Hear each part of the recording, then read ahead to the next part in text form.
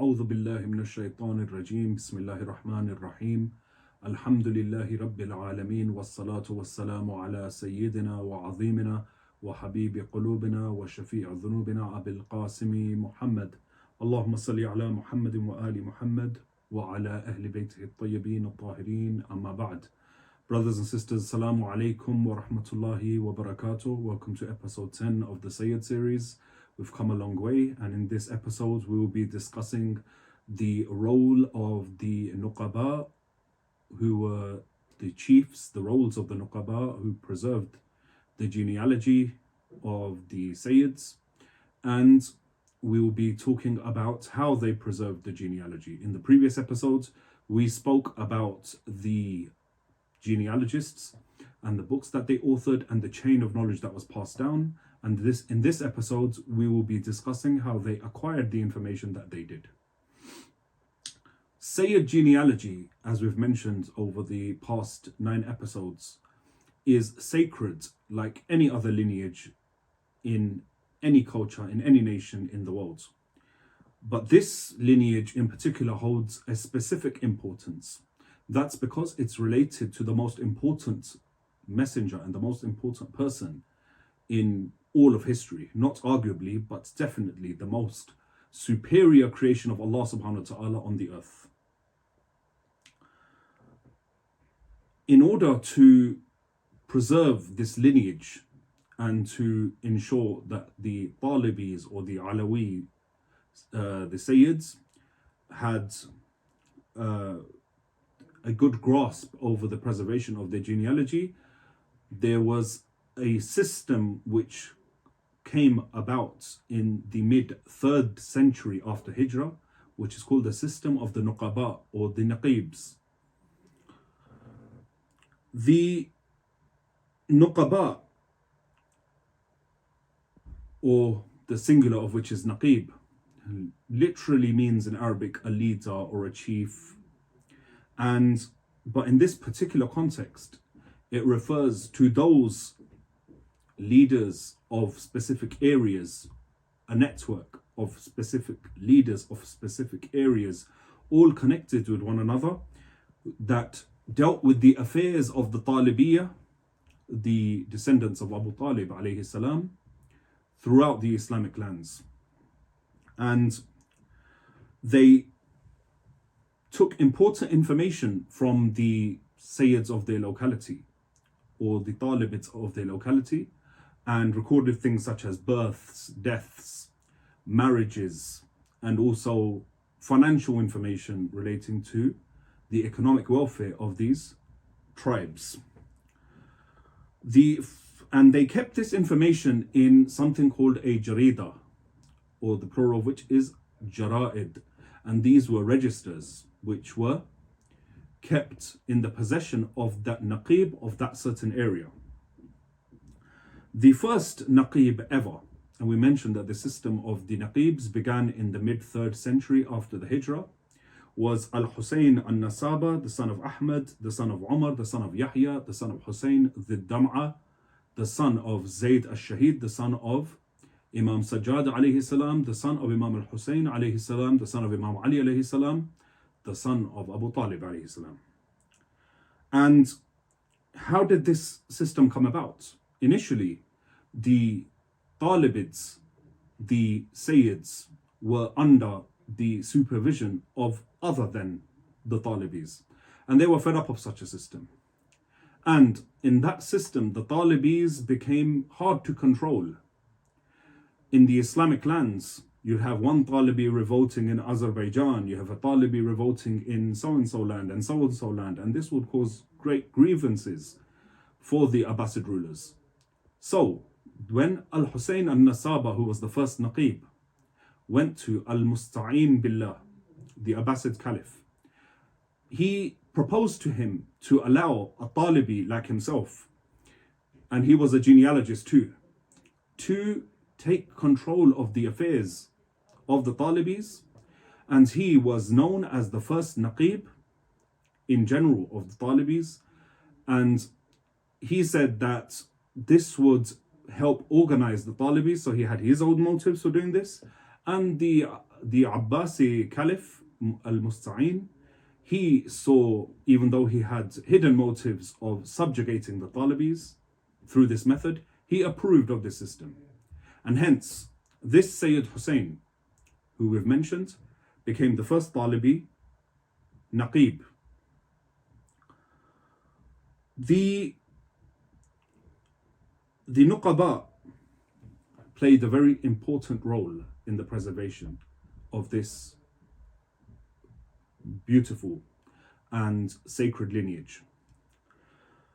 The historical events contains many people who falsely claimed to possess Siyada as well.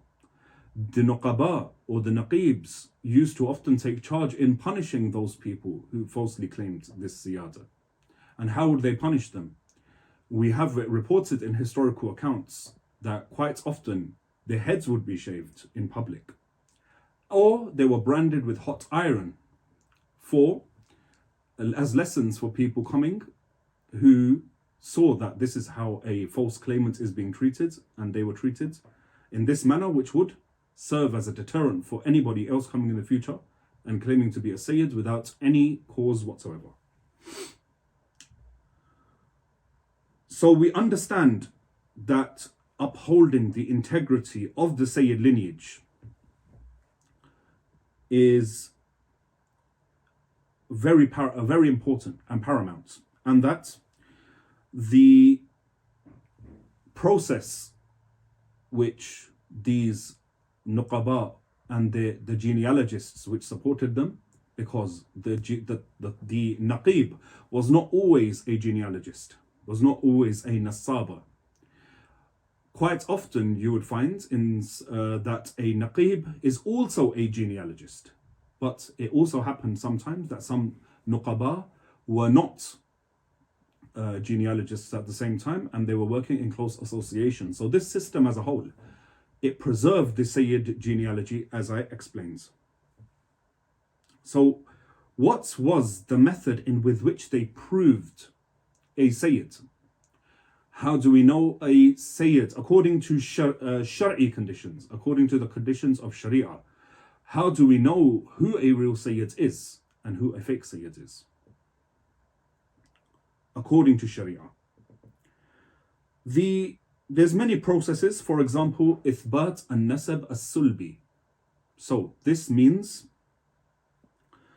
the process of proving the direct parentage of a father with his son. So for example, a person coming and saying, I am a Sayyid, the first thing he would be required to do is to prove his connection to the tribe that he's claiming, and naturally that means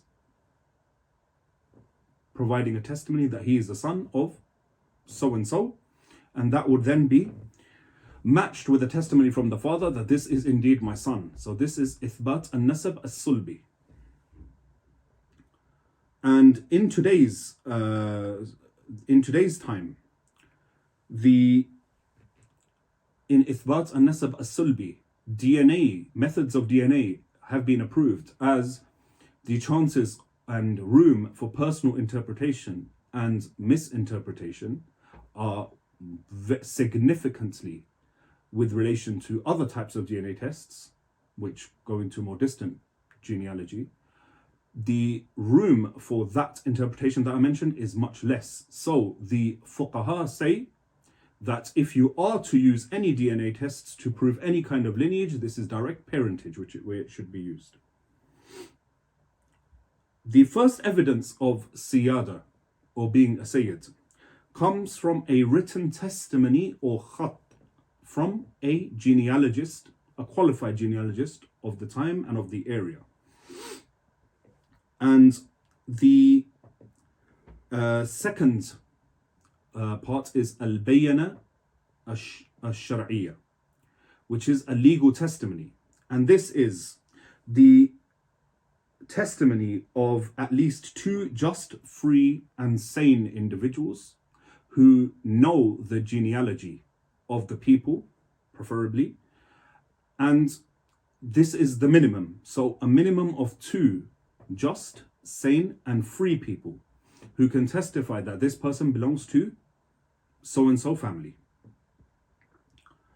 The more testimonies gathered, the better. And often we find when investigations are carried out into the lineage of a claimant to Siyada, what happens is that the collection of many more testimonies than just 2 come to occur.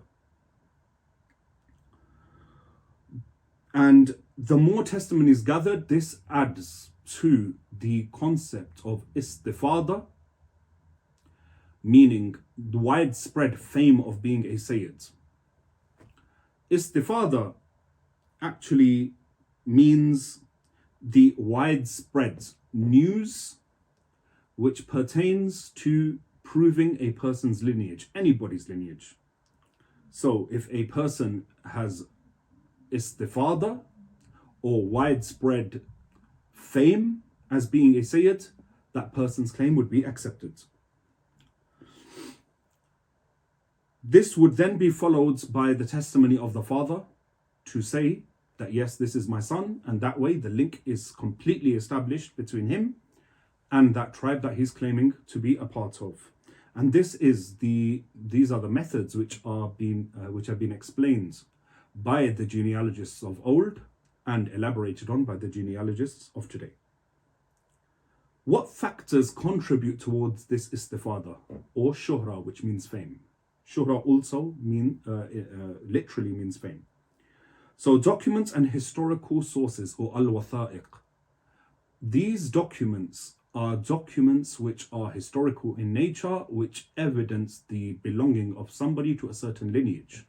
This can include records of sales and purchases. This can include family trees. This can include books written by somebody from the lineage and his name is clearly written in a certain way. When you look at these, when I say a certain way, I mean, as Sayyid Fulan from a certain family, Al-Musawi or Al-Ridawi, and this contributes, if you look at all of this collectively, these written documents, these contribute towards the shuhra of somebody. And this also includes land records and other government issued documentation. However, when it comes to family trees, something which is worthy to be noted is, if a family tree does a family tree have complete independent authority in proving or disproving someone's being a Sayyid or not? So is it just merely a family tree which proves that a Sayyid is a Sayyid or a Sayyid is not a Sayyid? No. Why is this? This is because family trees can be lost, damaged. They can be, those family trees can become distorted over time, natural wear and tear, confusion between names, alqab, nicknames. So that would mean anybody who has a flaw in their genealogy in terms of the family tree, that would render, does that make sense for them to be rendered non-Sayyids? No, that does not make sense. And when I say Sayyids, non-Sayyids, these rules of genealogy apply to all tribes, not just Sayyids. So if, like I mentioned Pathans last time, and I'll mention Pathans again, if a Pathan was to prove his lineage, this is the process that would be used according to the Shari'i conditions. Regardless of what your opinion may be on the fact that certain people, particularly in the subcontinent area, marry their daughters off only to Sayyids, marry their Sayyid daughters only to Sayyids, regardless of one's opinion, and there's many opinions on this, but regardless of your opinion, this has aided Sayyids in the subcontinent in identifying those families which have real connection in terms of Shari'i principles, that they have, it demonstrates, these marriages have demonstrated that so-and-so family are real Sadat according to Sharia. Why? Because the Sayyids only married their daughters to Sayyids. that means there was a recognition between these families that of, this family is Sayyid. They achieved itminan or certainty regarding this. And they then, after the gaining of confidence, married their daughters off. So this has also become another tool. And this is a tool which is more particular and more specific to the Indian subcontinent. So with these various factors that contribute to shuhra and validate a family shuhra taken into perspective, what is the verification of a Sayyid status who arrives in a new land? Now, if there is a Sayyid, or any person who claims siyada for that matter, claims to be a Sayyid, comes in a new land where he is not known, how do people verify whether he's telling the truth or not? So for example, if there's a person who says he came from Iraq, and he comes to, let's say, Mashhad in Iran and says, I am a descendant of, let's say, Musa ibn Ja'far alayhi salam, how do you verify whether he's telling the truth or not? Now, in Sharia, we are not required to ascertain and prove or disprove matters of ghaib. We are told to deal with the apparent. So, if a person comes who is claiming to be a Sayyid and is not a Sayyid in reality, he's coming with some companions who are in on his plot with him, that we're going to come and we're all going to say you're a Sayyid and you're a descendant of so and so. And they forged a family tree, because in many cases these Sayyids came with family trees from the places they migrated from.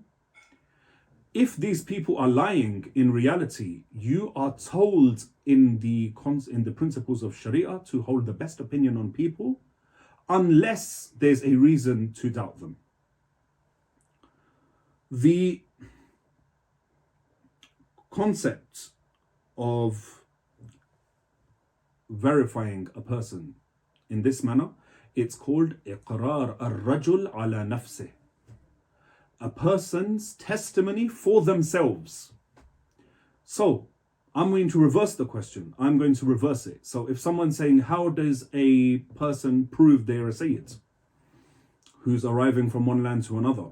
I'm going to reverse it. How does a Sayyid prove he's a Sayyid when he arrives in a new land?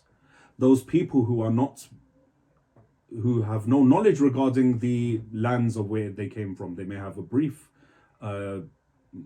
understanding that this place is in this country, but they're not familiar with the language, nor are they familiar with the people, nor is there any internet, nor is there any WhatsApp, nor is there any email, and nor are people willing to travel hundreds of miles away just to ascertain whether this person's telling the truth. So what does Sharia say about this? Sharia says that when this person comes and makes this claim, unless there's a reason to doubt otherwise, that you believe him.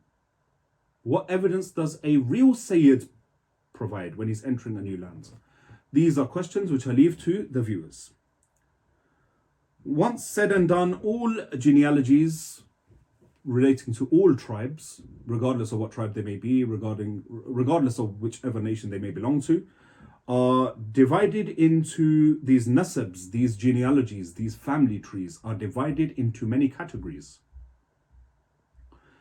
And there are four, although there's much more than four, but there's four main categories. The first category is Sahih al-Nasab. Sahih al-Nasab. This applies to somebody who's provided genealogy. There is an absolute consensus between the genealogists that this provided genealogy is correct. And Maqbool al-Nasab, somebody whose genealogy is accepted, not sahih, not authentic, but accepted. What does this mean? That some genealogists have authenticated that nasab, some have rejected it. However, because Sharia always tells you to keep a person, to always think good of somebody, the testimonies and the genealogists who speak for that person's lineage is given precedence over those who deny it. And this person who belongs to Maqbul al-Nasab,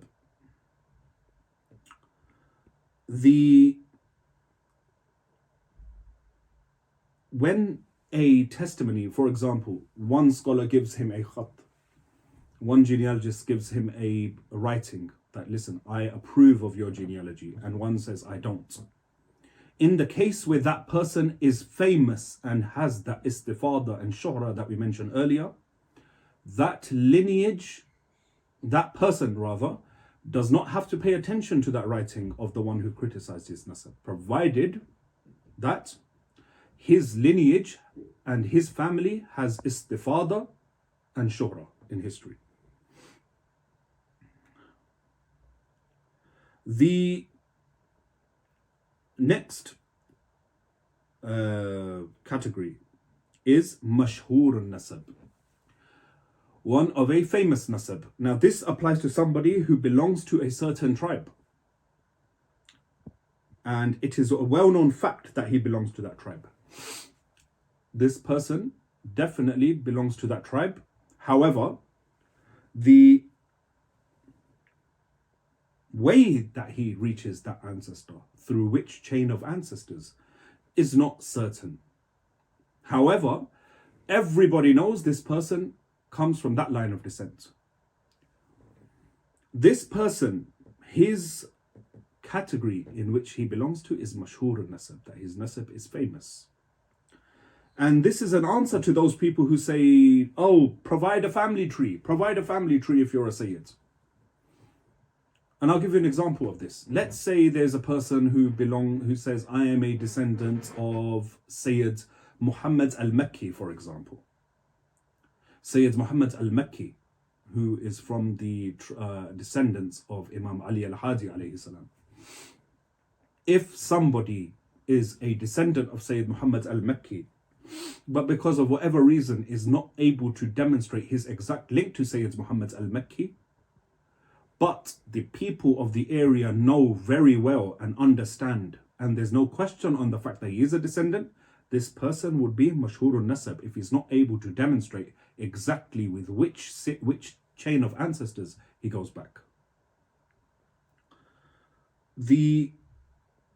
So this is an answer to those who say, if you're a Sayyid, show your family tree. Firstly, what you're going to do when you see the family tree. You have no way to verify yourself. And they say, okay, present a family tree. Let's say this person has an incomplete family tree. You cannot question his genealogy or his attribution to a certain tribe just because there's a flaw in his family tree. This is where the category of mashhur al-nasab comes in. And the final category, and I said there's many more. So when I say final category, I mean out of these four. Mardud al-nasab is when somebody makes a claim that I belong to a certain tribe, then the real tribe gets to find out about this person's claim and says, no, this person's not from us. So the rad has come from them. This person is known as mardud al-nasab, a rejected nasab or a cast aside nasab.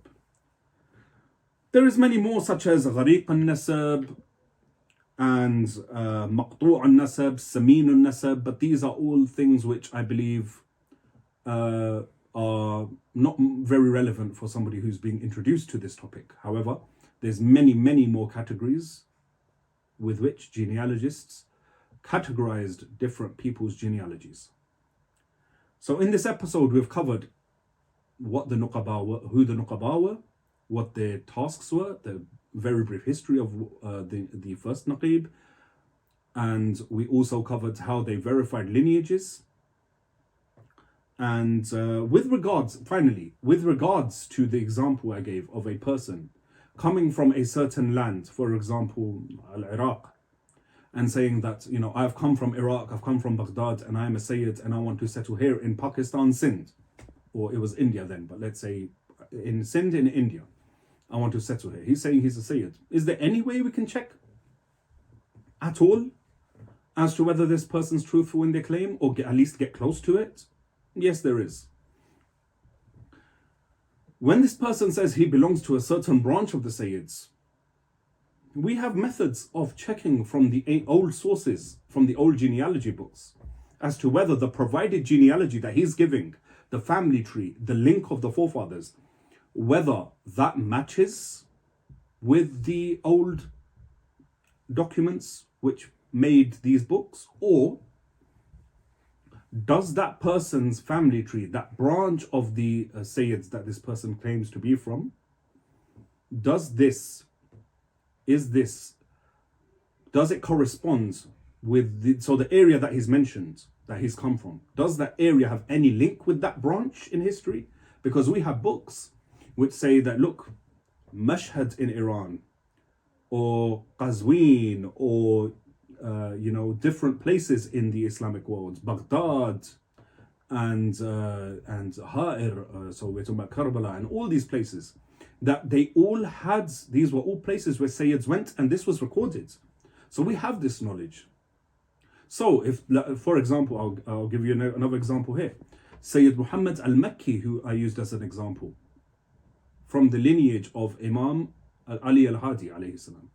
If he's presenting a family tree, that family tree in its early stages, coming down, because all books are limited in their scope, of course, if his lineage is matching with the lineage, verified lineages and the verified documentation of the Sayyids in the authentic books of Ilm al-Ansab, then it would be accepted. And if he's saying, I've come from Mashhad, or I've come from Iran, for example, right? Which he did, right?